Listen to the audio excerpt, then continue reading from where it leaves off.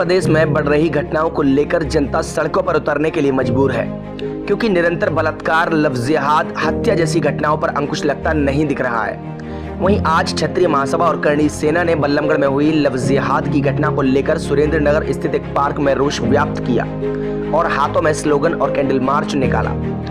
बल्लभगढ़ में बिटिया की समुदाय विशेष के व्यक्ति द्वारा गोली मारकर हत्या कर दी जाती है।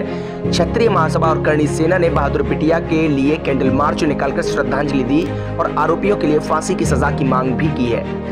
वहीं महिलाओं में भारी रोष भी देखने को मिला है। हम लोग देख रहे हैं बहुत गलत हो रहा है और जो नज़रिया हमें अपनाना चाहिए, अब वो एकता के साथ में हम लोग यहाँ आए हैं, हम विरोध कर रहे हैं और उस चीज़ का लव जिहाद बंद होना चाहिए। जिस तरह से हमारे घर की और हमारे देश की प्रतिदिन एक एक बेटी के साथ में ये हो रहा है, ये नहीं होना चाहिए। कब तक आखिर हमारे देश की बेटियों की इस तरह से हत्याएं होती रहेंगी?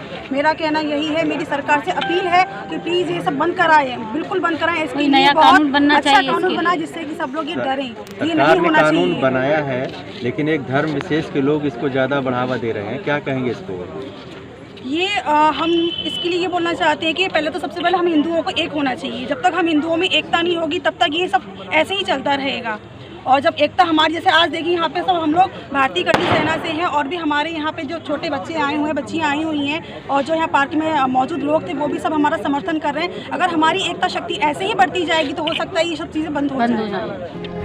पदाधिकारियों ने बताया कि बल्लभगढ़ की बिटिया लव जिहाद का शिकार हुई है, जिसकी हम घोर निंदा करते हैं। लव जिहाद पूरी तरह से बंद होना चाहिए और ऐसी आरोपियों को बीच चौराहे पर मौत की सजा देनी चाहिए, जिससे यह नाम बदलकर किसी भी लड़की के साथ दुराचार जैसी घटना न करे। सरकार कठोर से कठोर कानून बनाकर ऐसे लव जिहादियों पर अंकुश लगाए, अन्यथा समस्त हिंदू एकत्रित होकर इस पर अंकुश लगाने के लिए बाध्य होंगे।